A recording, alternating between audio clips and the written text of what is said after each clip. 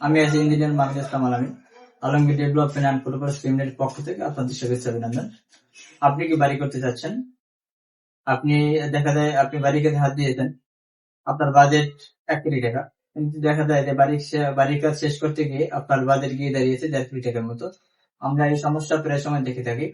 আসলে বিষয়টা যে প্রপার বাজেট নিয়ে বাড়ি করা কোনোদিন সম্ভব নয়।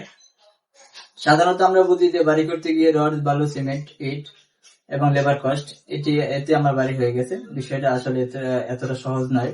যে বাড়ি করেছেন সে জানে আসলে এটা বাড়ি করতে কি পরিমাণে ঝামেলা পোহাতে হয়।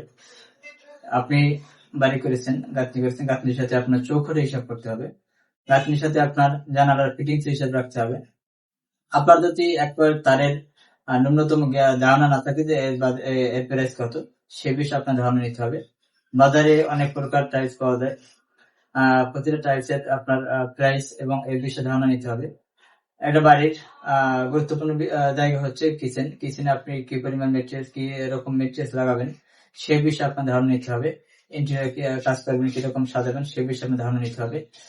আপনার রং করবেন, রঙের প্রাইস আমার বাজারে এবং এর লেবার কস্ট কিরকম সে বিষয়ে আপনার ধারণা নিতে হবে।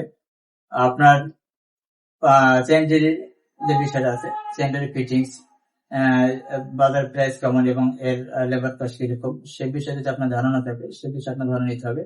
আসলে বিষয়টা হচ্ছে আপনার এই বিষয়ে যদি কোনো ন্যূনতম জ্ঞান না থাকে সেক্ষেত্রে আপনার বাড়ি করতে গিয়ে বাজেট বেড়ে যাবে, এটাই স্বাভাবিক। সিভিল ওয়ার্ক হিসাব রেখে এবং হিসাব করে বাড়ি করা সম্ভব নয়।